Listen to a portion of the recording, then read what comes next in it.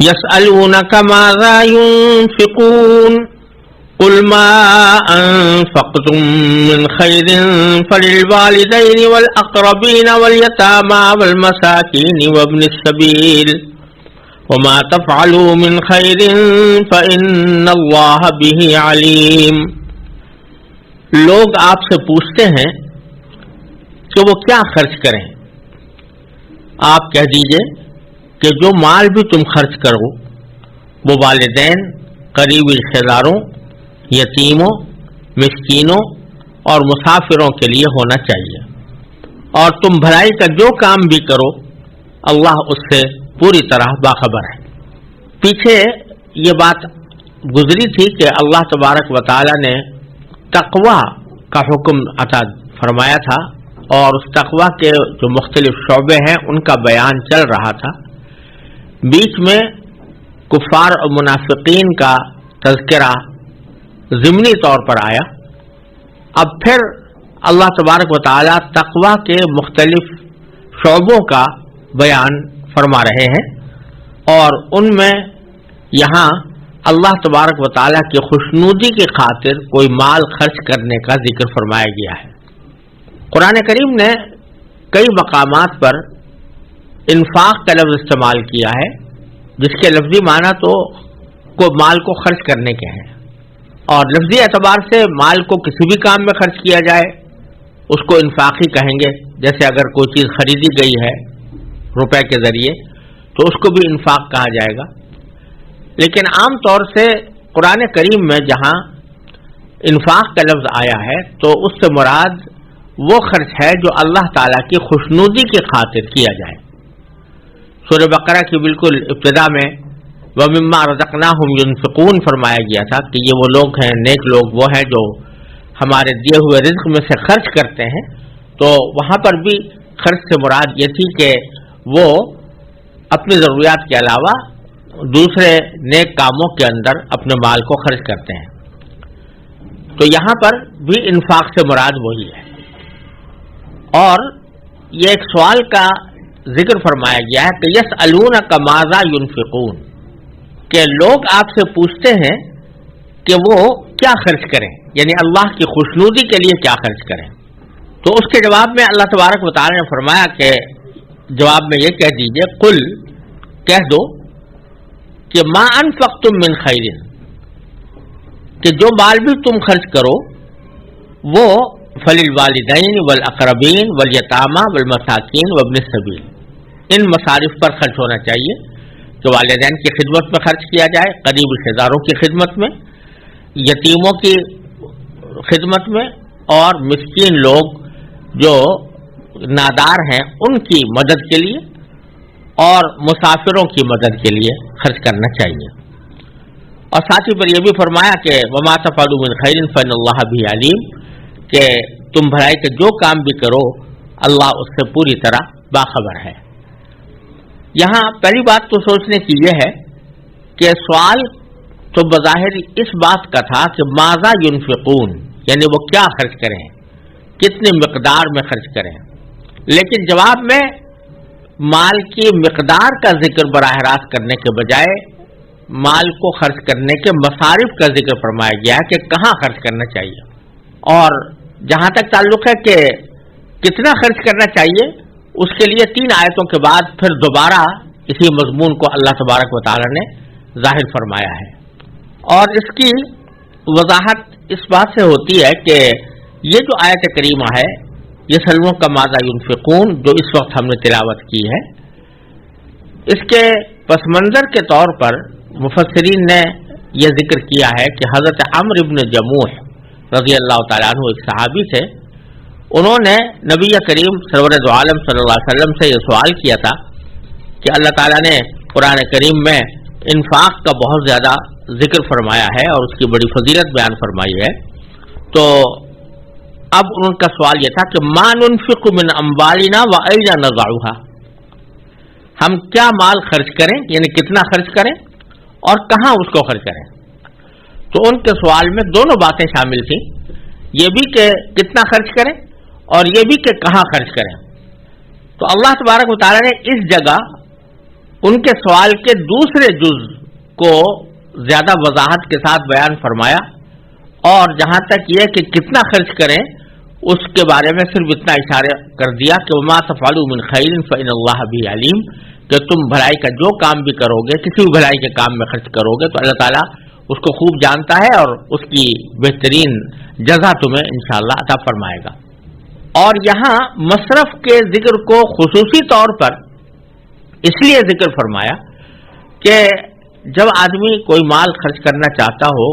اللہ تعالیٰ کے راستے میں، تو بعض لوگ بس یہ سمجھتے ہیں کہ ہمارے سر سے یہ بلا ٹل جائے، یعنی ہم نکال دیں پیسے، اس بات کا ان کو دھیان نہیں ہوتا کہ کسی صحیح مصرف پر خرچ کریں، ایسی جگہ خرچ کریں جہاں واقعتاً ضرورت بھی ہو اور جہاں اللہ تبارک و تعالیٰ کو خرچ کرنا پسند بھی ہو اور اس پر اجر و ثواب بھی ملے۔ لہذا خرچ کتنا کریں اس سے پہلے اللہ تبارک و تعالیٰ نے اس بات کو واضح کرنا زیادہ اہم قرار دیا کہ کہاں خرچ کرنا چاہیے۔ تو اللہ تبارک و تعالیٰ فرماتے ہیں کہ ان مصارف کو پہلے اچھی طرح سمجھ لو جہاں خرچ کرنے سے اللہ تبارک و تعالیٰ کی خوشنودی حاصل ہوتی ہے۔ اس کے بعد جہاں تک یہ بات ہے کہ کتنا خرچ کرو تو یہ تمہاری اپنی ہمت پر ہے، اور وما تفعلوا من خیر فإن اللہ بہ علیم، جو آپ بھلائی بھی کرو گے تو اللہ تعالیٰ اس کو بہتر جانتا ہے۔ پھر آگے 3 آیتوں کے بعد دوبارہ یہ سوال دہرایا، وَيَسْأَلُونَكَ مَاذَا يُنْفِقُونَ، اس وقت میں کتنا خرچ کرنے کا براہ راست ذکر بھی فرما دیا ہے، جس کی تفصیل انشاءاللہ 3 آیتوں کے بعد آئے گی۔ لیکن یہاں اللہ تبارک و تعالیٰ کا ماذا ينفقون، یعنی کیا خرچ کریں کے جواب میں مصارف کا بیان فرمانا کہ کہاں کہاں خرچ کرو، یہ در حقیقت اشارہ اس طرف ہے کہ مصرف کی بڑی اہمیت ہے۔ تم نے اپنی طرف سے پیسے خرچ تو کر دیے، لیکن یہ نہ دیکھا کہ وہ صحیح جگہ پر پہنچے اور صحیح ضرورت کو پوری کریں، اور وہ واقعتاً وہ کام جس کے لیے پیسے دے رہے ہو وہ اللہ تعالیٰ کو راضی کرنے والا ہو، اس واسطے اس کو پہلے سمجھ لو۔ چنانچہ یہاں اللہ تبارک و تعالیٰ نے 5 مصارف کا ذکر فرمایا ہے کہ ایک تو والدین کو دیو، والدین کو دو۔ یہاں یہ سمجھ لینا چاہیے کہ یہ سارا ذکر جو ہو رہا ہے یہ نفلی انفاق کا ہو رہا ہے، زکوٰۃ کا یہاں ذکر نہیں ہے۔ زکوٰۃ کے لیے اللہ تعالیٰ نے الگ مصارف بیان فرمائے ہیں، وہ انشاءاللہ آئندہ سورہ توبہ میں آئیں گے۔ لیکن یہاں پر جو ذکر ہو رہا ہے وہ اس بات کا ہے کہ کوئی شخص نفلی طور پر مال اللہ تعالیٰ کے راستے میں خرچ کرنا چاہتا ہے تو اس کا پہلا مصرف جو ہے فرمایا کہ والدین ہیں۔ تو والدین کو زکوٰۃ تو نہیں دی جا سکتی، والدین اگر غریب بھی ہوں تو ان کو زکوٰۃ نہیں دی جا سکتی۔ اسی طرح والدین اگر اپنی اولاد کو زکوٰۃ دینا چاہیں تو زکوٰۃ نہیں دی جا سکتی، اس لیے کہ والدین اور اولاد میں ایسا رشتہ ہوتا ہے کہ اگر وہ ایک دوسرے کو کچھ دیں تو یہ ایسا ہے جیسے کسی شخص نے ایک جیب سے پیسے نکال کر دوسری جیب پہ ڈال دیے، اس لیے زکوٰۃ تو اس سے ادا نہیں ہوتی۔ لیکن زکوٰۃ کے علاوہ والدین کی جو خدمت بھی کی جائے، ان کے لیے کوئی ہدیہ لے آئے، کوئی تحفہ لے آئے، کوئی ان کی ضرورت پوری کر دیں، کوئی بیمار ہوں تو ان کی دوا دارو کا انتظام کر دیں، یہ سارے کے سارے فلیل والدین کے اندر داخل ہے۔ تو والدین کو راحت پہنچانا، اور اس کو اللہ تعالیٰ نے مقدم فرما کر اشارہ اس بات کی طرف کر دیا کہ بعض لوگ یہ سمجھتے ہیں کہ ہم اپنے والدین پر جو خرچ کر رہے ہیں یہ کوئی ثواب کا کام نہیں ہے، یا یہ تو ہماری دنیا داری کا کام ہے، تو یہ بات درست نہیں، بلکہ وہ الوالدین کے اوپر خرچ کرنا اور ایسا خرچ کرنا جس سے ان کو راحت ملے، یہ انسان کے لیے بہت موجب اجر ہے۔ پھر دوسرا مسئلہ فرمایا والاقربین، یعنی قریبی رشتہ دار۔ تو قریبی رشتہ داروں کو مال دینا، ان کے اوپر پیسے خرچ کرنا، ان کی ضروریات پوری کرنا، ان کی حاجتیں رفع کرنا اور مشکل مواقع پر ان کے کام آنا، یہ ساری باتیں رشتہ داروں کے ساتھ حسن سلوک سے تعلق رکھتی ہیں اور اس کا بڑا اجر و ثواب ہے۔ صدقہ صرف یہی نہیں ہے کہ آپ کسی اجنبی کو پیسے دے دیں، بلکہ اپنے قریب رشتہ دار ہیں وہ سارے کے سارے حقدار ہیں، اور ان کو دینے کے اندر بھی وہی ثواب ملتا ہے جو کسی اجنبی کو صدقہ دینے سے ملتا ہے، بلکہ اس سے زیادہ،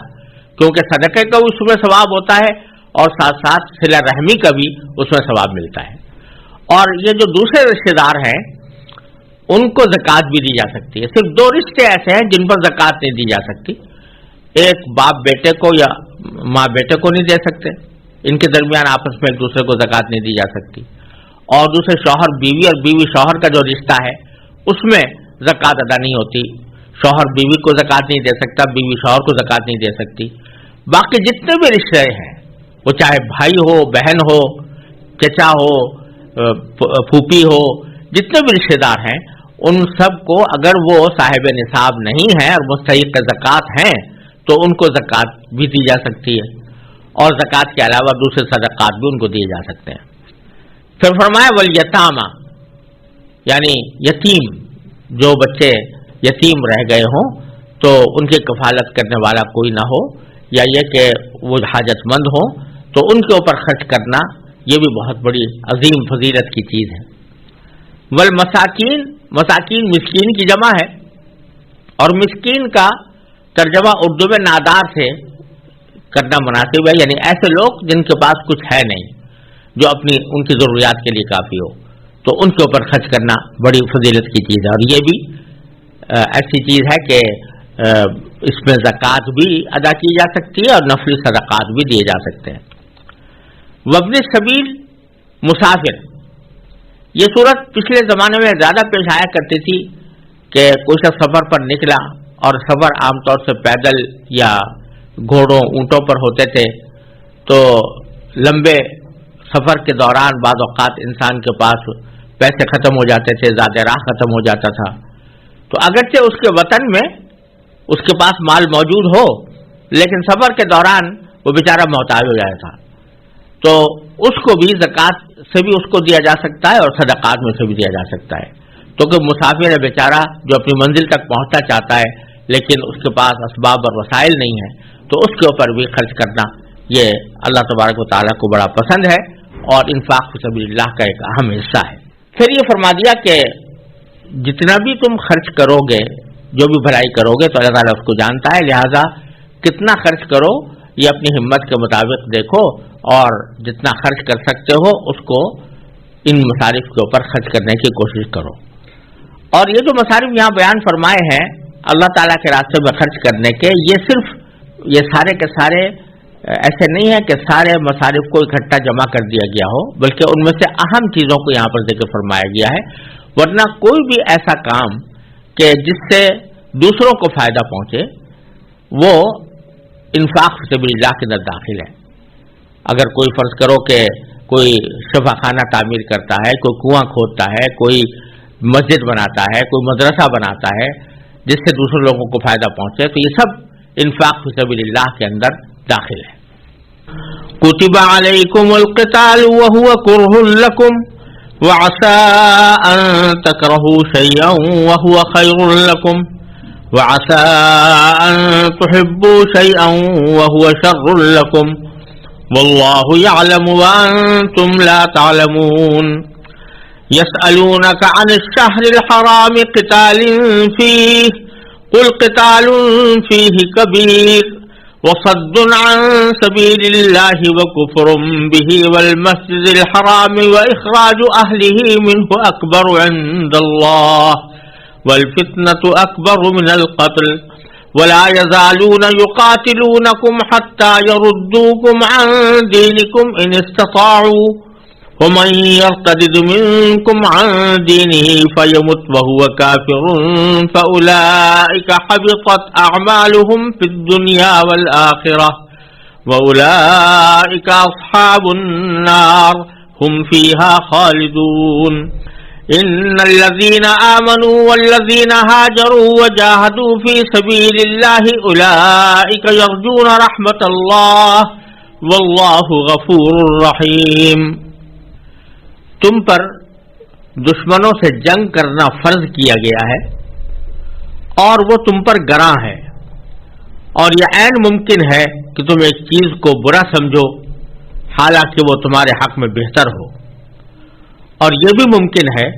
کہ تم ایک چیز کو پسند کرو حالانکہ وہ تمہارے حق میں بری ہو،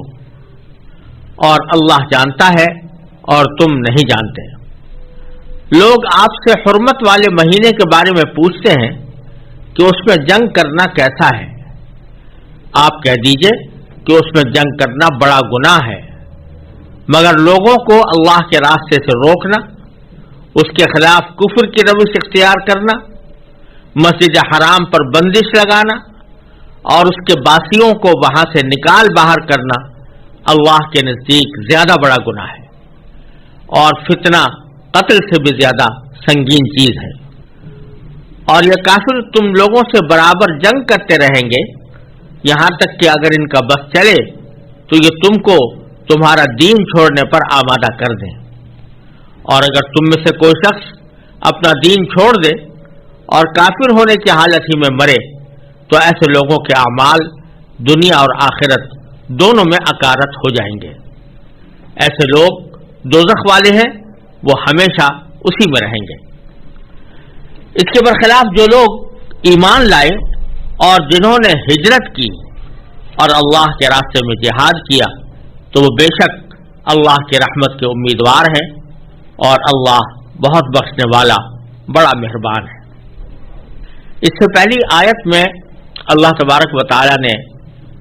انفاق فی سبیل اللہ کو ایک نوکی کے طور پر بیان فرمایا تھا، اور جیسا کہ میں پہلے عرض کیا یہاں تقویٰ کے مختلف شعبے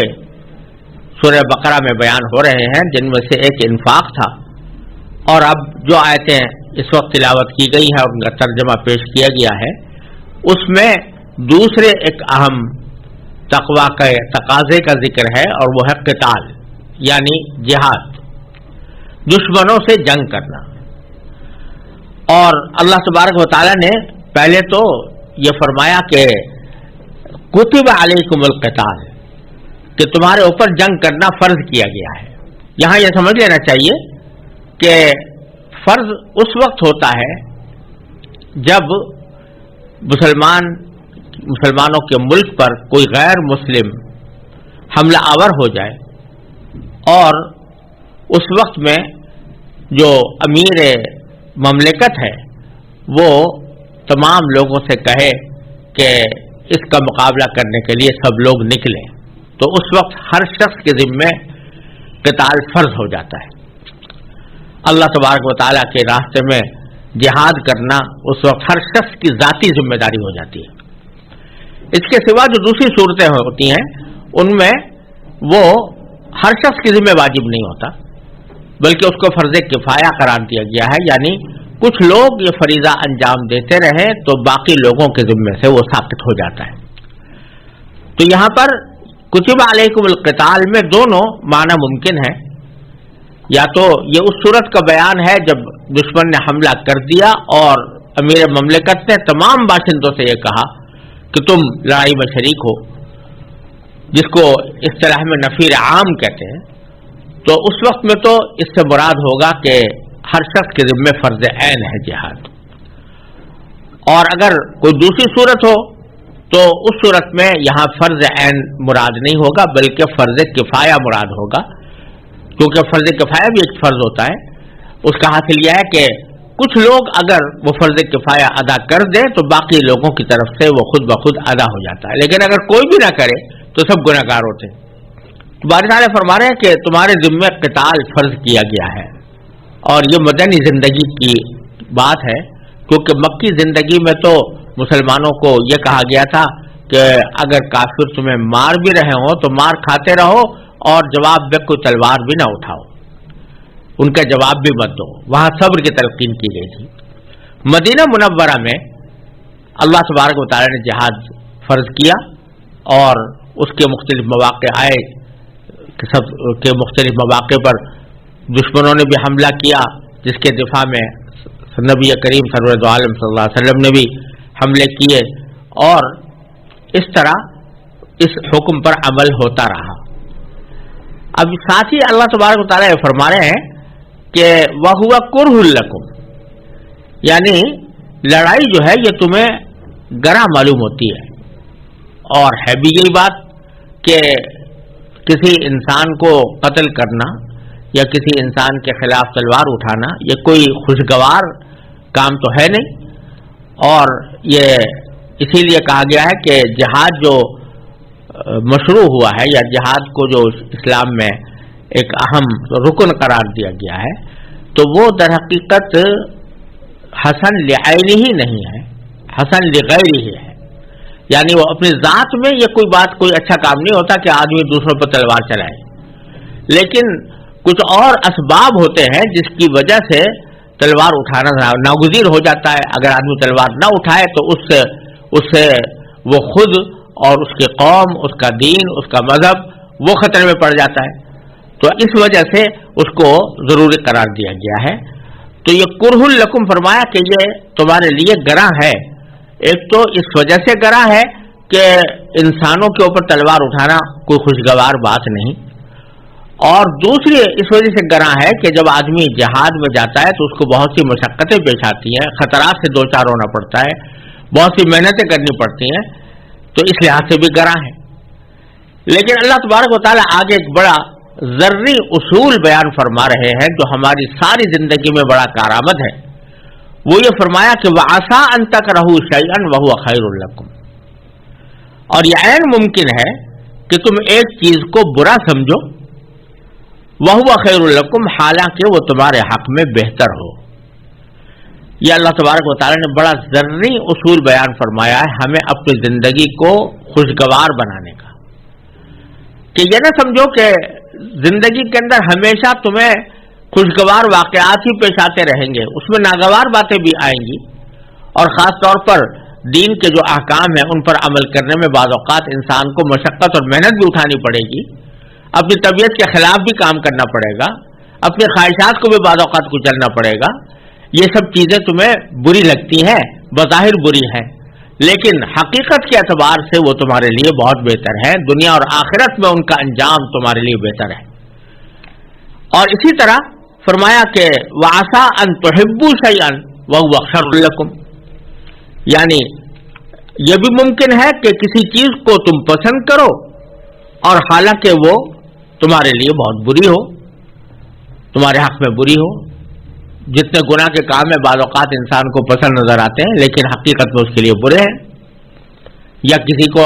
ناجائز طریقے سے مال کما لینا یہ بظاہر دیکھنے میں انسان کو اپنے فائدے کا کام معلوم ہوتا ہے لیکن حقیقت میں اس کے لیے برا ہے. تو اس لیے حاصل یہ ہے اللہ تبارک و تعالیٰ کے ارشاد کا کہ انسان کو محض اپنی نفسانی خواہشات کے پیچھے نہیں چلنا چاہیے کہ جس چیز کو نفسانی خواہشات اچھا کہیں اس کو اچھا سمجھے اور جس کو برا کہیں اس کو برا سمجھے، بلکہ اچھے اور برے کا فیصلہ تو در حقیقت وہی کر سکتا ہے جس نے اس کائنات کو پیدا کیا اور جس میں کائنات کے اندر موجود تمام اشیاء کا خالق وہی ہے. وہی جانتا ہے کہ کس وقت تمہارے لیے کون سا عمل بہتر ہے. لہذا اپنے اچھے اور برے کا فیصلہ خود کرنے کے بجائے تم اللہ تعالیٰ کے اوپر چھوڑو. اور جب اللہ تبارک و تعالیٰ فرما رہے ہیں کہ کسی خاص حالت میں جہاد تمہارے ذمہ فرض ہے تو اب چاہے تمہیں ناگوار ہو رہا ہو لیکن وہی تمہارے حق میں بہتر ہوگا.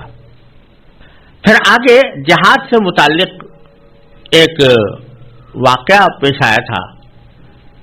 جس کے پس منظر میں اگلی آیات آئی ہیں. واقعہ یہ ہوا تھا کہ 4 مہینے ایسے تھے جن کو خود قرآن کریم نے اشہر حرم کہا ہے، یعنی حرمت والے مہینے، اور زمانے جاہلیت میں بھی یہ قریش کے لوگ اور قبائل عرب سب ان مہینوں میں جنگ کرنے سے اجتناب کرتے تھے اور یہ سمجھتے تھے کہ یہ مہینے حرمت والے ہیں. اگرچہ اس میں بھی انہوں نے گڑبڑ کر رکھی تھی، جب دل چاہتا تو مہینے کو آگے پیچھے بھی کر دیا کرتے تھے جس کا ذکر آگے آئے گا، لیکن بہتے تو مجموعی وہ حرمت والے مہینوں میں لڑائی کو بند کر دیتے تھے. تو ایک مرتبہ ایسا ہوا کہ ایک سفر کے دوران صحابہ کرام سفر پر تھے، سفر کے دوران ان کی کچھ مشرکین سے جھڑپ ہو گئی اور مشرکین میں سے ایک آدمی جس کا نام عمرو بن الحضرمی تھا وہ مسلمانوں کے ہاتھوں مارا گیا. اتفاق سے یہ واقعہ جمادی الثانیہ کی 29 تاریخ کی شام کو پیش آیا، لیکن 29 تاریخ کی شام کے وقت میں ایسے وقت میں پیش آیا جبکہ یہ معلوم نہیں تھا کہ آج چاند نظر آیا ہے یا نہیں. اگر چاند نظر آ گیا تو اگلے دن سے رجب کا مہینہ شروع ہو گیا اور رجب کا مہینہ ان حرمت والے مہینوں میں داخل تھا. لیکن مسلمانوں کو پتہ نہیں تھا کہ یہ رجب کا مہینہ شروع ہو چکا ہے، شام کا واقعہ تھا اور راستے کے اندر ایک جھڑپ ہوئی تھی، تو اس وجہ سے وہ آدمی مارا گیا. تو اس سمجھ کے تحت مارا گیا کہ گویا ابھی حرمت کا مہینہ، رجب کا مہینہ شروع نہیں ہوا. لیکن جب اس شخص قتل ہو گیا تو اس کے بعد اچانک رجب کا چاند نظر آ گیا، جس سے معلوم ہوا کہ رجب کا مہینہ شروع ہو چکا ہے. اس پر مشرکین نے مسلمانوں کے خلاف ایک طوفان مچا دیا کہ یہ لوگ حرمت والے مہینوں کو بھی پاس نہیں کر رہے ہیں. یہ آیت اس پروپیگنڈے کے پس منظر میں نازل ہوئی ہے. چنانچہ فرمایا یسألونک عن الشہر الحرام قتال فیہ، لوگ آپ کے حرمت والے مہینے کے بارے میں پوچھتے ہیں کہ اس میں جنگ کرنا کیسا ہے.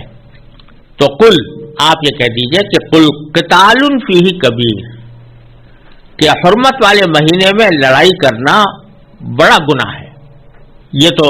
طے شدہ بات ہے کہ اس میں لڑائی کرنا گناہ کا کام ہے. اب جہاں تک اس شخص کے قتل ہونے کا تعلق ہے تو اول تو یہ مسلمانوں نے اس شخص کو جو قتل کیا وہ یہ جان کر نہیں کیا کہ یہ رجب کا مہینہ شروع ہو چکا ہے اور رجب کا مہینہ حرمت والا مہینہ ہے. اور اس وقت تک سچی بات یہ ہے کہ بظاہر حرمت والے مہینوں کے بارے میں قتال شرعاً بھی جائز ہے یا ناجائز ہے، اس کے بارے میں شاید ابھی تک کوئی واضح ہدایت بھی مسلمانوں کے سامنے موجود نہیں تھی. ایک رواج ضرور چلا آ رہا تھا، لیکن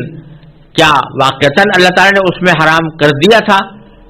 قتال کرنا، یہ بات بھی واضح نہیں تھی. اور یہ بات بھی واضح نہیں تھی کہ رجب کا مہینہ واقعی شروع ہو چکا ہے. تو ایک غلط فہمی کے انداز میں اچانک بغیر کسی سابق تیاری کے ایک جھڑپ ہو گئی اور اس لڑائی کے اندر ایک آدمی مارا گیا. تو اس کی وجہ سے مسلمانوں کو مطعون کرنا کہ تم نے حرمت والے مہینے کا پاس نہیں کیا، یہ اول تو یہ بات غلط ہے. دوسری بات یہ کہ آگے اللہ تبارک و تعالیٰ ان مشرکین کے بارے میں یہ فرما رہے ہیں کہ تم حرمت والے مہینے کے اندر کسی ایک آدمی کے مارے جانے پر تو اتنا واویلا مچا رہے ہو اور مسلمانوں کے اوپر اعتراض کر رہے ہو، لیکن اس سے بڑے بڑے بہت ہی سنگین جرائم ہیں جن میں خود تم مبتلا ہو. چنانچہ فرمایا کہ وَصَدٌّ عَن سَبِيلِ اللَّهِ، اور اللہ تعالیٰ کے راستے سے لوگوں کو روکنا جیسا کہ مشرکین کرتے تھے. وَكُفْرٌ بِهِ، اور اللہ تعالیٰ کے ساتھ کفر کی روش اختیار کرنا. وَالْمَسْجِدِ الْحَرَامِ، اور مسجد حرام پر بندش لگانا کہ مسجد حرام میں مسلمانوں کو داخل ہونے سے روکے. اور اسی طرح وَإِخْرَاجُ أَهْلِهِ مِنْهُ، اور اس کے باشندوں کو وہاں سے نکال باہر کرنا، جیسے کہ مسلمانوں کو مشرکین نے مکہ مکرمہ سے اور مسجد حرام سے نکالا تھا. یہ سارے کے سارے جرائم جو تم کر رہے ہو اکبر عند اللہ، یہ اللہ کے نزدیک کہیں زیادہ بڑے اور سنگین گناہ ہیں. والفتنۃ اکبر من القتل، اور یہ پھر وہی جملہ دہرایا جو پہلے بھی گزر چکا ہے کہ فتنہ قتل کے مقابلے میں زیادہ سنگین چیز ہے. اور فتنہ وہاں پر میں نے تشریح میں عرض کیا تھا کہ اس کے بہت سے معنی آتے ہیں، اور ان میں ایک معنی یہ بھی ہے کہ کسی کو تکلیف پہنچا کر اس کو شدید صدمے اور آزمائش میں مبتلا کرنا، جیسا کہ مشرکین عرب مسلمانوں کے ساتھ بڑی سختی کے ساتھ پیش آتے تھے اور مسلمانوں کو انہوں نے بہت زیادہ تنگ کیا ہوا تھا. تو وہ فتنہ بھی مراد ہو سکتا ہے، اور فتنے سے مراد کفر و شرک بھی ہو سکتا ہے. بہرحال یہ زیادہ سنگین چیز ہے بنسبت اس قتل کے جو عامر بن الحضرمی کا کیا گیا. پھر اللہ تبارک و تعالیٰ اب روئے سخن مسلمانوں کی طرف کرتے ہیں اور مسلمانوں سے فرماتے ہیں کہ وَلَا يَزَالُونَ يُقَاتِلُونَكُمْ، اور یہ کافر تم سے برابر جنگ کرتے ہی رہیں گے، یہ تمہارا پیچھا نہیں چھوڑیں گے، یہ تمہارے سے جنگ کرتے ہی رہیں گے. حَتَّى يَرُدُّوكُمْ عَنْ دِينِكُمْ إِنِ اسْتَطَاعُوا، یہاں تک کہ اگر ان کا بس چلے تو یہ تمہیں اپنا دین چھوڑنے پر آمادہ کر دیں، زبردستی جنگ کر کر کے تمہیں اپنا دین چھوڑنے پر آمادہ کر دیں. لیکن انشاءاللہ کوئی مسلمان جو ایک مرتبہ اللہ تبارک و تعالیٰ کے فضل و کرم سے اسلام قبول کر لیتا ہے اور دل و جان سے قبول کر لیتا ہے تو وہ پھر اسلام کو چھوڑ کر عام طور سے جاتا نہیں. لیکن اللہ تعالیٰ نے ساتھ ساتھ یہ بھی فرما دیا کہ اگر کسی نے ایسا کیا کہ وہ ان کے ڈرائے میں آ کر یا ان کے ترغیب میں آ کر، ان کے لالچ میں آ کر وہ اگر دین چھوڑے گا تو اس کا انجام کیا ہوگا؟ فرمایا وَمَن يَرْتَدِدْ مِنْكُمْ عَنْ دِينِهِ، اور اگر تم میں سے کوئی شخص اپنا دین چھوڑ دے فَيَمُتْ وَهُوَ كَافِرٌ، اور پھر کافر ہونے کی حالت ہی میں مرے، فَأُولَٰئِكَ حَبِطَتْ أَعْمَالُهُمْ، تو ایسے لوگوں کے اعمال اکارت ہو جائیں گے،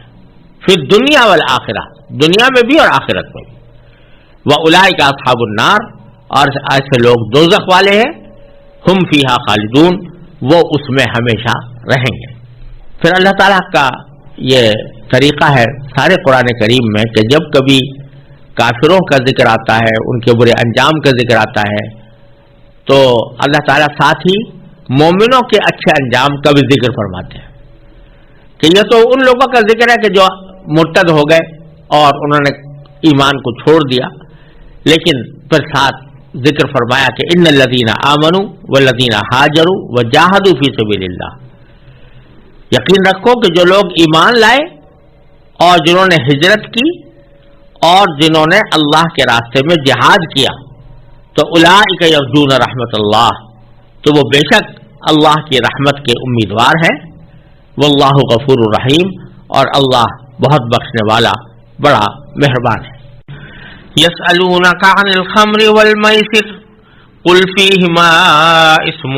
کبیر ومنافع للناس واسمهما اکبر من نفعہما ویسألونک ماذا ينفقون قل العفو كذلك يبين الله لكم الآيات لعلكم تتفكرون في الدنيا والآخرة ويسألونك عن اليتامى قل إصلاح لهم خير وإن تخالطوهم فإخوانكم والله يعلم المفسد من المصلح ولو شاء الله لأعنتكم إن الله عزيز حكيم۔ لوگ آپ سے شراب اور جوے کے بارے میں پوچھتے ہیں، آپ کہہ دیجئے کہ ان دونوں میں بڑا گناہ بھی ہے اور لوگوں کے لیے کچھ فائدے بھی ہیں، اور ان دونوں کا گناہ ان کے فائدے سے زیادہ بڑھا ہوا ہے، اور لوگ آپ سے پوچھتے ہیں کہ وہ کیا خرچ کریں، آپ کہہ دیجئے کہ جو تمہاری ضرورت سے زائد ہو۔ اللہ اسی طرح اپنے احکام تمہارے لیے صاف صاف بیان کرتا ہے تاکہ تم غور و فکر سے کام لو، دنیا کے بارے میں بھی اور آخرت کے بارے میں بھی۔ اور لوگ آپ سے یتیموں کے بارے میں پوچھتے ہیں، آپ کہہ دیجئے کہ ان کی بھلائی چاہنا نیک کام ہے، اور اگر تم ان کے ساتھ مل جل کر رہو تو کچھ حرج نہیں، کیونکہ وہ تمہارے بھائی ہی تو ہیں، اور اللہ خوب جانتا ہے کہ کون معاملات بگاڑنے والا ہے اور کون سنوارنے والا، اور اگر اللہ چاہتا تو تمہیں مشکل میں ڈال دیتا، یقیناً اللہ کا اقتدار بھی کامل ہے، حکمت بھی کامل ہے۔ یہ آیت کریمہ جو ابھی تلاوت کی گئی اور جن کا ترجمہ پیش کیا گیا، اس میں لوگوں کے طرز عمل کے مختلف پہلوؤں سے متعلق ہدایات دی گئی ہیں۔ جیسا کہ پہلے بھی عرض کیا جا چکا ہے، یہ سورہ بقرہ میں تقویٰ کے مختلف شعبوں کا ذکر ہو رہا ہے، کیونکہ تقویٰ کا حکم دیا گیا تھا اور تقویٰ کی فضیلت بیان کی گئی تھی۔ تقویٰ جن چیزوں کا تقاضا کرتا ہے اور جن معاملات میں تقویٰ کا مظاہرہ ہوتا ہے، ان کا ایک ایک کر کے بیان چل رہا ہے، اور خاص طور سے ان معاملات کا خصوصی ذکر فرمایا گیا ہے جن کی اس معاشرے کے اندر زیادہ ضرورت تھی اور اس معاشرے میں جس کے بارے میں سوالات بھی کیے جاتے تھے۔ تو ان میں سے پہلے یہاں پر ذکر فرمایا کہ یسألونک عن الخمر والمیسر، لوگ آپ سے شراب اور میسر یعنی جوا کے بارے میں پوچھتے ہیں۔ یہ آیت ایسے موقع پر نازل ہوئی ہے جبکہ شراب کی بالکل واضح حرمت کا اعلان ابھی کرنا پیش نظر نہیں تھا، کیونکہ اہل عرب صدیوں سے شراب کے عادی چلے آتے تھے، اسی اللہ تعالیٰ نے اس کی حرمت کے اعلان میں تدریج سے کام لیا۔ سب سے پہلے سورہ نحل میں ایک لطیف اشارہ دیا کہ نشہ لانے والی شراب کوئی اچھی چیز نہیں ہے. پھر سورہ بقرہ کی اس آیت میں قدر وضاحت سے فرمایا کہ شراب پینے کے نتیجے میں انسان سے بہت سی ایسی حرکتیں سرزد ہو جاتی ہیں جو گناہ ہے، اور اگرچہ اس میں کچھ فائدے بھی ہیں مگر گناہ کے امکانات زیادہ ہیں. تو اس طرح ایک اشارہ دے دیا کہ جس چیز کی برائیاں زیادہ ہیں یا نقصانات زیادہ ہیں یا گناہ زیادہ ہیں تو اس میں آدمی کو پڑھنا نہیں چاہیے. لیکن بالکل دو ٹوک الفاظ میں یہ نہیں فرمایا کہ شراب چھوڑ دو. پھر سورہ نساء میں یہ حکم آیا کہ نشے کی حالت میں نماز نہ پڑھو. اس وقت بھی نماز کے ساتھ خاص کر کے فرما دیا گیا کہ نماز نشے کی حالت میں نہ پڑھو، لیکن دو ٹوک الفاظ میں شراب کی حرمت کا اعلان نہیں فرمایا. بالآخر سورہ مائدہ کی 90 اور 91 آیت میں اللہ تعالی نے شراب کو ناپاک اور شیطانی عمل قرار دے کر اس سے مکمل پرہیز کرنے کا صاف صاف حکم دے دیا. بہرحال یہ ایک درمیانے عرصے کی سے متعلق آیتیں ہیں، اور صورتحال ایسی ہے کہ جاہلیت میں بہت سے لوگ یہ سمجھتے تھے کہ شراب اور جوا نہ صرف یہ کہ کوئی برائی نہیں ہے بلکہ اس کو وہ ایک لحاظ سے اچھا ہی سمجھتے تھے. اور اس کی وجہ یہ تھی کہ وہ لوگ بعض اوقات قحط کے زمانے میں جبکہ غریب لوگ روٹی کو ترس رہے ہوتے تھے، کھانے کو ترس رہے ہوتے تھے، تو اس وقت وہ لوگ کچھ ایسی محفلیں منعقد کرتے تھے جس میں شرابیں پی جاتی تھی، اور کسی کا اونٹ لے کر وہ ذبح کر دیا جاتا تھا، اور ذبح کر کے جس کا اونٹ لیا گیا اس کو اس کی قیمت سے کئی گنا زیادہ پیسے بطور تاوان کے ادا کر دیتے تھے، اور اس کے ساتھ ساتھ جو گوشت ہے وہ غریبوں میں تقسیم کرتے تھے. اور اس محفل میں شراب بھی پی جا رہی ہوتی تھی اور جوے کے ذریعے وہ گوشت کو تقسیم بھی کیا جا رہا ہوتا تھا. تو اس سے بعض اوقات غریبوں کو کچھ فوائد پہنچتے تھے کہ غریب لوگ جو ہیں وہ اس قحط کے زمانے میں ان کی تقریبات کے نتیجے میں کچھ حاصل کر لیتے تھے. تو دلوں میں یہ خیال پیدا ہو رہے تھے کہ ایک طرف تو قرآن کریم کی طرف سے کچھ اشارے ایسے آ رہے تھے کہ یہ کوئی شراب اچھی چیز نہیں ہے، ہو سکتا ہے رسول کریم صلی اللہ علیہ وسلم نے بھی کوئی اشارہ دیا ہو، اور دوسری طرف یہ لوگ شراب اور جوئے کو ایک مفید کام خیال کرتے تھے. تو اس پس منظر میں اللہ تبارک و تعالیٰ سے سوال کیا گیا، یعنی حضور اقدس صلی اللہ علیہ وسلم سے سوال کیا گیا. اللہ تعالیٰ نے اس کا ذکر فرمایا کہ یسألونک عن الخمر والمیسر، لوگ آپ سے شراب اور جوئے کے بارے میں پوچھتے ہیں. قل، آپ جواب میں کہہ دیجئے کہ فیہما اسم کبیر، ان دونوں میں بڑا گناہ بھی ہے، ومنافع للناس، اور لوگوں کے لیے کچھ فوائد بھی ہیں. لیکن ساتھ ہی فرما دیا واسمہما اکبر من نفعہما، کہ ان کا گناہ ان کے نفع سے زیادہ ہے. ایک طرف تو گناہ کا لفظ استعمال کر کے اشارہ اس طرف دے دیا گیا ہے کہ یہ عمل ممنوع ہونے کی صلاحیت رکھتا ہے، اور یا تو فوراً اسی میں اس کو گناہ قرار دے کر ممنوع کر دیا گیا ہے ایک بالواسطہ انداز میں، یا یہ کہ اس کا مطلب یہ ہے کہ شراب اور جوا ایسی چیز ہے کہ جب آدمی اس کا مرتکب ہوتا ہے تو بہت سے گناہوں میں خود بخود مبتلا ہو جاتا ہے. بہرحال اصول یہ بتایا گیا کہ اس میں بہت اگرچہ بعض فوائد بھی نظر آتے ہوں لیکن اس کا گناہ بہت زیادہ ہے. اور یہ اصول اس سے نکال دیا گیا کہ وہ چیز جس کے نقصانات زیادہ ہوں اگرچہ اس میں کچھ فوائد بھی ہوں تو وہ قابل ترک ہوتی ہے، اس سے اعتراض ہی کرنا چاہیے. اور اسی سے یہ جو میں نے پس منظر عرض کیا کہ جاہلیت کے زمانے میں تقریبات منعقد کر کے غریبوں کو گوشت تقسیم کیے جاتے تھے جوے کے ذریعے، اور شرابیں بھی پی جاتی تھیں، تو ان میں سے جو غریبوں کو فائدہ حاصل ہوتا تھا اس کو قرآن کریم میں فرمایا کہ یہ کوئی فائدہ قابل اعتبار نہیں ہے، اور اس کی وجہ سے شراب اور جوے کی برائیوں کو حلال جائز نہیں کہا جا سکتا. یہ کچھ اسی قسم کی بات ہے جیسے کہ آج کل ہمارے ہمارے معاشرے میں بکثرت ایسا ہوتا ہے کہ غریبوں کی امداد کے لیے رقص و سرود کی محفلیں منعقد کی جاتی ہیں، سنیما کے شو منعقد کیے جاتے ہیں کہ لوگ آ کر دیکھیں اور اس کے پیسے دیں اور پھر اس کے ذریعے کسی غریب کی امداد کی جائے یا کسی مصیبت زدہ کی فریاد رسی کی جائے۔ تو قرآن کریم کے اس بیان سے یہ پتہ چل رہا ہے کہ ایسا کرنا کوئی نیک کام نہیں ہے کہ آدمی گناہ کا یا ناجائز کام کرے اس مقصد سے تاکہ اس کے ذریعے کوئی پیسے حاصل ہوں اور پیسوں کو کسی مصرف خیر میں خرچ کیا جائے، یہ کوئی اچھی بات نہیں ہے اور اس کو قرآن کریم پسند نہیں کرتا۔ اس کے بعد دوسرا ایک سوال مذکور ہے لوگوں کا، وَيَسْأَلُونَكَ مَاذَا يُنْفِقُونَ، لوگ آپ سے پوچھتے ہیں کہ کیا خرچ کریں، یعنی اللہ کے راستے میں کیا خرچ کریں۔ یعنی ایک طرف تو جوئے کی برائی بیان فرمائی گئی، تو اسی سے متصل یہ بتایا گیا کہ جوا تو ایک فضول خرچی کا اور اسراف کا اور پیسے اڑانے کا ایک شیطانی عمل ہے۔ اس کے برعکس اللہ تعالیٰ کے راستے میں خرچ کرنا، اللہ تعالیٰ کی رضا کی خاطر کسی غریب کی مدد کرنا، کوئی صدقہ جاریہ پیدا کر دینا، کوئی شفا خانہ بنا دینا، کوئی مدرسہ بنا دینا، کوئی مسجد بنا دینا، یہ سارے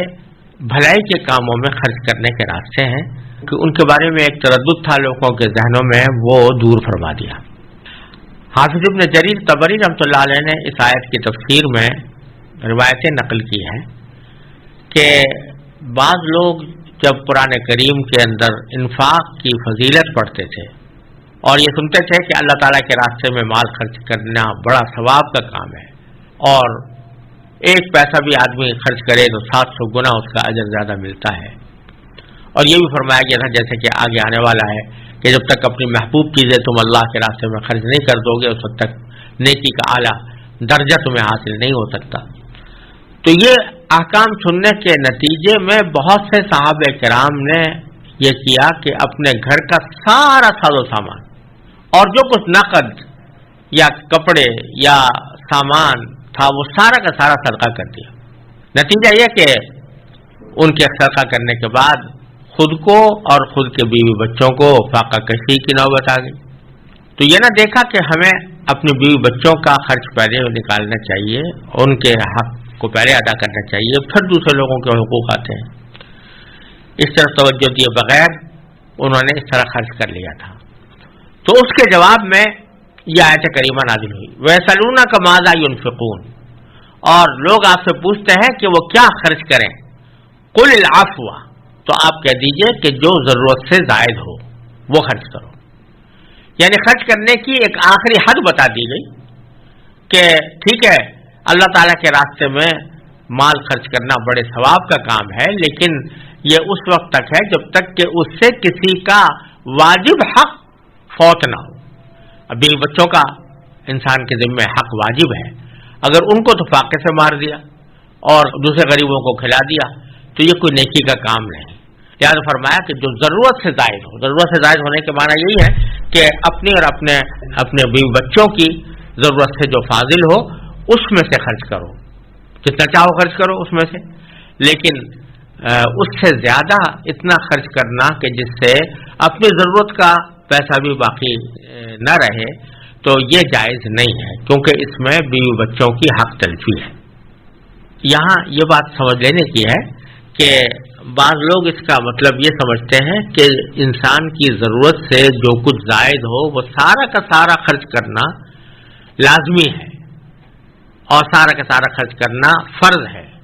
جس کا مطلب یہ کہ اگر وہ سارا خرچ نہ کریں تو انسان گناہگار ہوگا۔ جو میں نے حافظ ابن جریر طبری کی روایت کے حوالے سے جو پس منظر بیان کیا اس سے معلوم ہو رہا ہے کہ صورتحال یہ نہیں تھی کہ لوگ خرچ نہیں کر رہے تھے اور ان کو یہ کہا جا رہا ہے کہ تم ضرورت سے زائد جو ہے وہ خرچ کر دو، بلکہ صورتحال یہ تھی کہ لوگ خرچ کر رہے تھے اور حد سے زیادہ کر رہے تھے، تو ان کو حد کا پابند بنایا گیا ہے کہ ضرورت سے زائد جو کچھ ہو وہ بے شک خرچ کرو، جتنا چاہو کرو،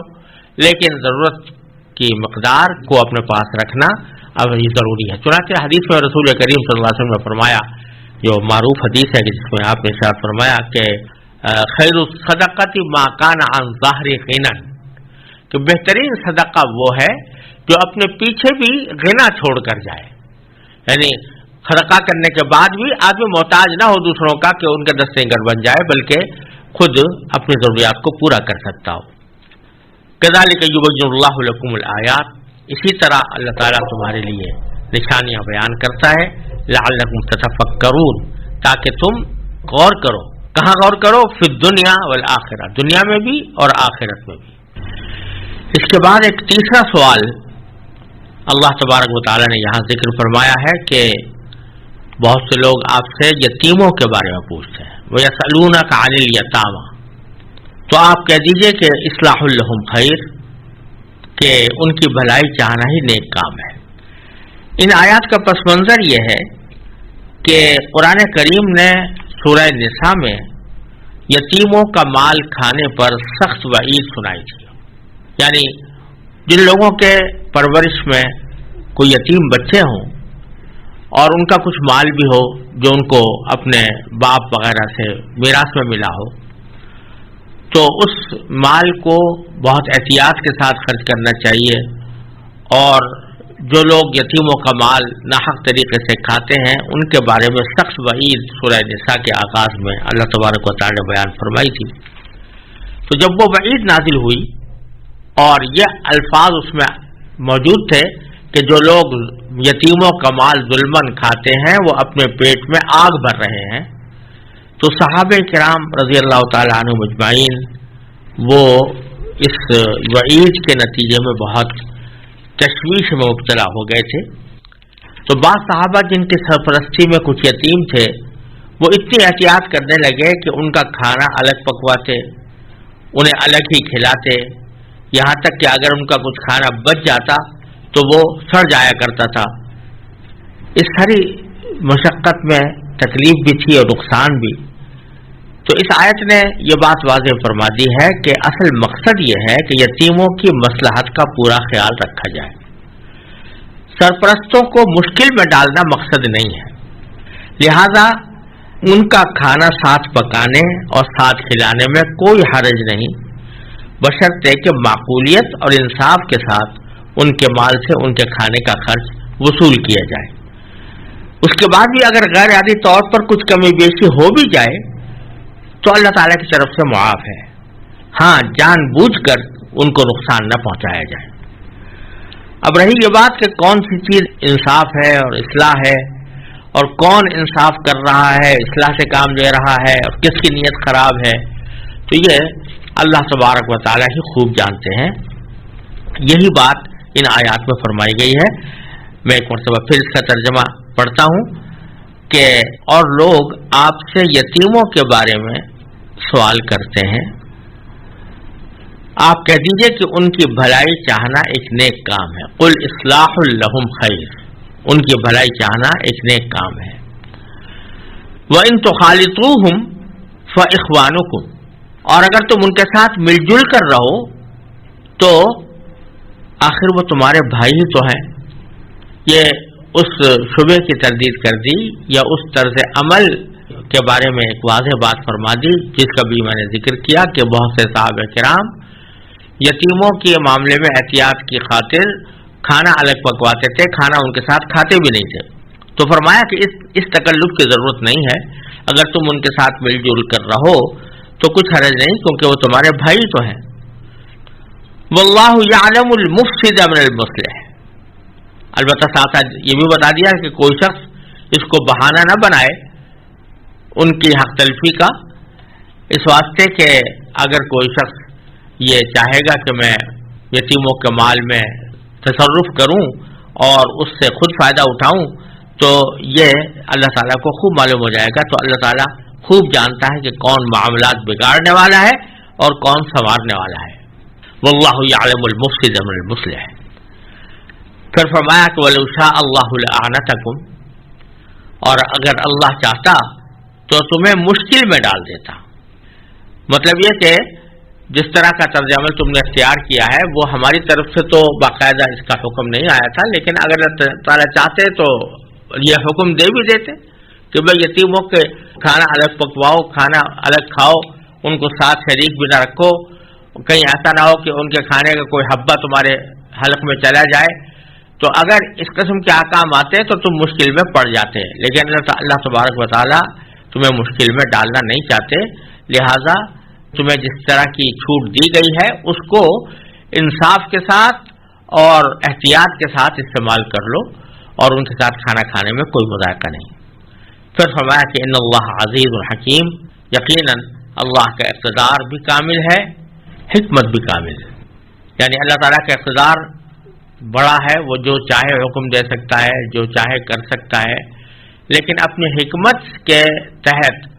وہ وہی حکم دیتا ہے جو بندوں کی مصلحت کے مطابق ہو اور ان کے لیے ناقابل برداشت تکلیف کا سبب بھی نہ بنے. وَلَا تَنكِحُوا الْمُشْرِكَاتِ حَتَّى يُؤْمِنَّ وَلَأَمَةٌ مُؤْمِنَةٌ خَيْرٌ مِّن مُّشْرِكَةٍ وَلَوْ أَعْجَبَتْكُمْ وَلَا تُنكِحُوا الْمُشْرِكِينَ حَتَّى يُؤْمِنُوا وَلَعَبْدٌ مُؤْمِنٌ خَيْرٌ مِّن مُّشْرِكٍ وَلَوْ أَعْجَبَكُمْ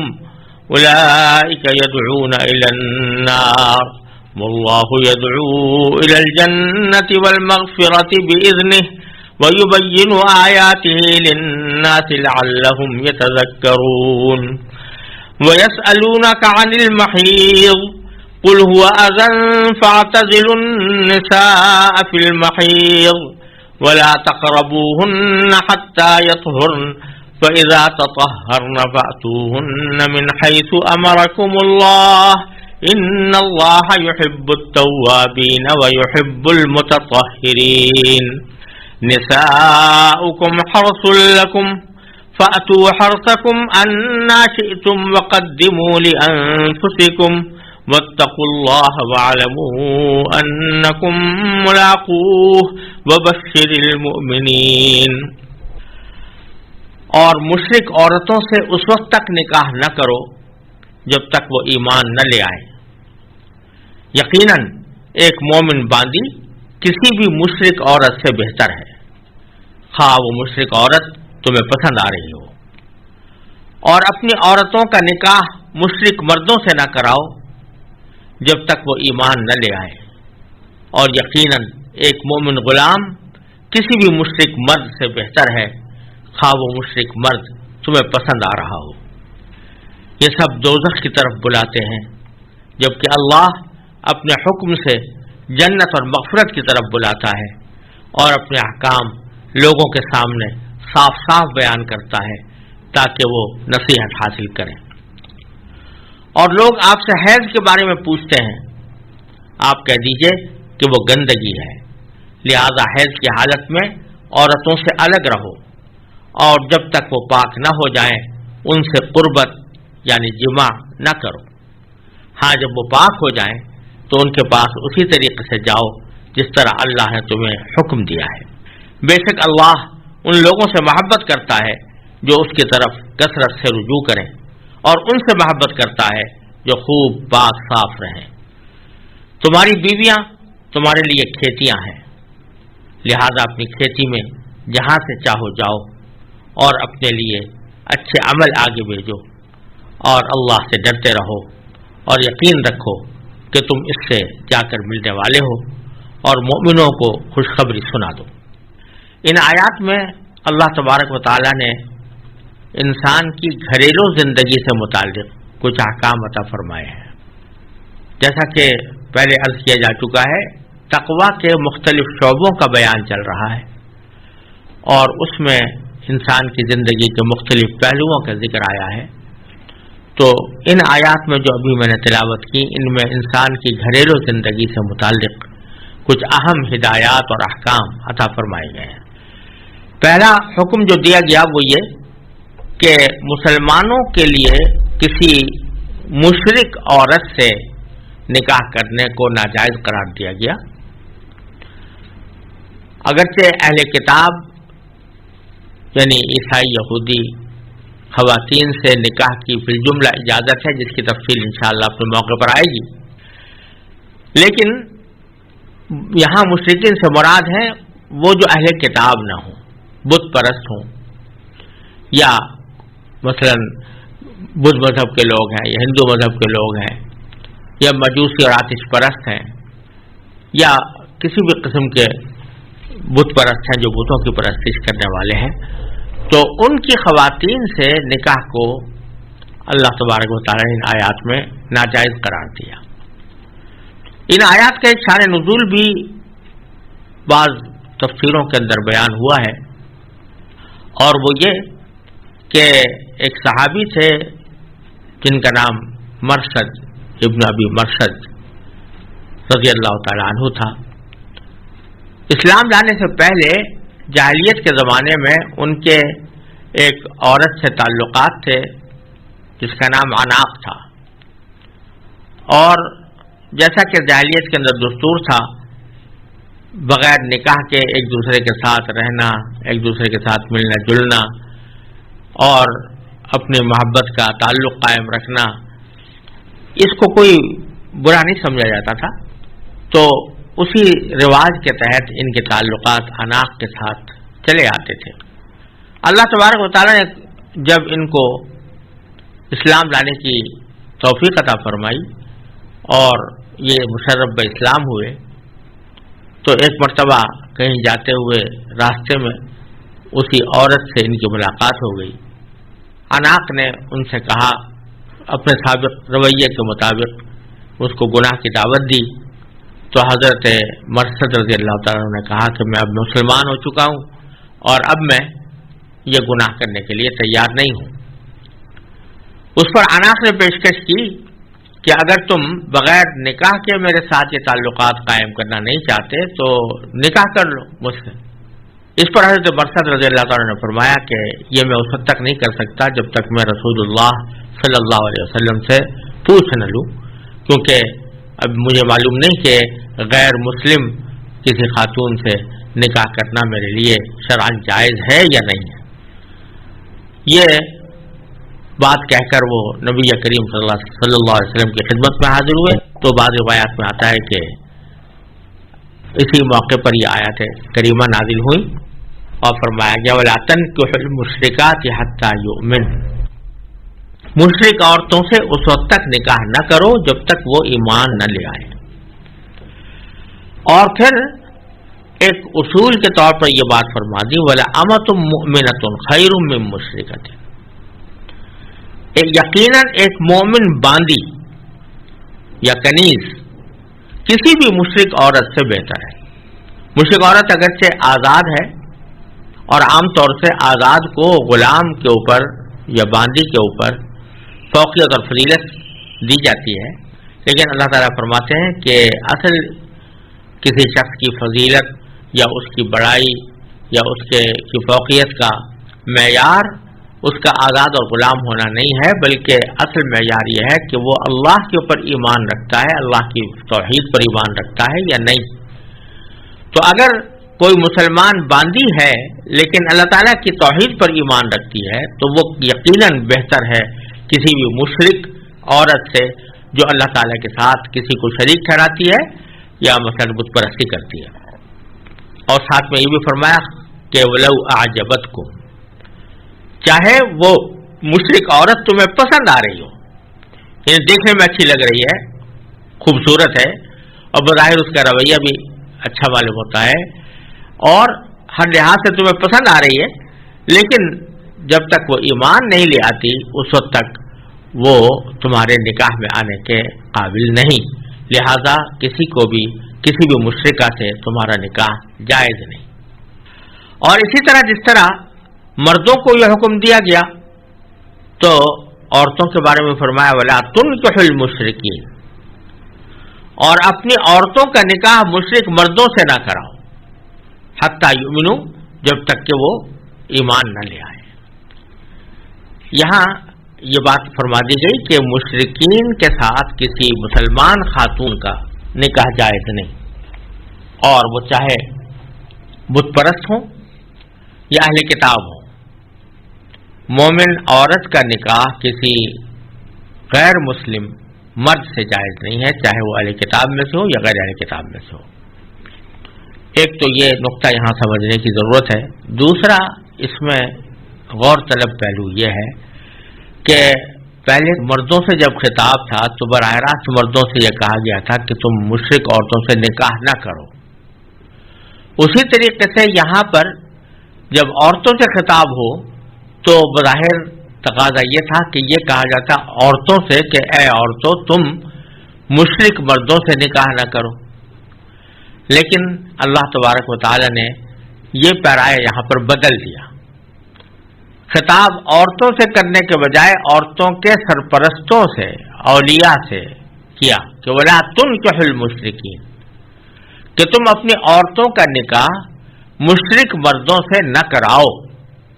اس میں اشارہ اس بات کی طرف دے دیا گیا ہے کہ خواتین کی حرمت اور ان کی حیا کا تقاضا یہ ہے کہ وہ اپنا نکاح خود کرانے کے بجائے اپنے اولیاء کے ذریعے کرائیں. یہ کوئی غیر معمولی حالات تو ہر جگہ مستثنا ہوتی ہیں، لیکن عام حالات میں عورت کو خود اپنا نکاح کرنے کا اقدام بغیر ولی کے نہیں کرنا چاہیے. تو لا تنکحوا المشرکین میں اس بات کی طرف اشارہ موجود ہے کہ اے اولیاء تم اپنی عورتوں کا نکاح مشرکین سے نہ کراؤ حتی یؤمنوا، جب تک کہ وہ ایمان نہ لے آئیں. اور یہاں پھر وہ بات دہرائی گئی ہے کہ وَلَعَبْدٌ مُؤْمِنٌ خَيْرٌ مِّن مُشْرِكٍ، کہ ایک مومن غلام یقیناً کسی بھی مشرک مرد سے بہتر ہے. وَلَوْ أَعْجَبَكُمْ، خواہ وہ مشرک مرد تمہیں پسند آ رہا ہو. اور پھر اس بات کی دلیل یہ بیان فرمائی کہ اولئک یدعون الی النار، یہ سب دوزخ کی طرف بلاتے ہیں. جو بت پرست ہے، مشرک ہے اور دوسروں کو بھی شرک کی دعوت دیتا ہے تو وہ در حقیقت دوزخ کی طرف بلاتا ہے. اور واللہ یدعو الی الجنہ، اور جبکہ اللہ تبارک و تعالی جنت کی طرف دعوت دیتا ہے. والمغفرۃ، اور مغفرت کی طرف دعوت دیتا ہے. بِإِذْنِهِ، اپنے حکم سے وہی دعوت دیتا ہے کہ تم ایسے کام کرو جس سے تمہیں جنت حاصل ہو، جس سے تمہارے گناہوں کی بخشش ہو. اور پھر فرمایا کہ وَيُبَيِّنُ آیَاتِهِ لِلنَّاسِ، اور اللہ تعالیٰ اپنے احکام لوگوں کے سامنے صاف صاف بیان کرتا ہے لعلہم یتذکرون، تاکہ وہ نصیحت حاصل کریں.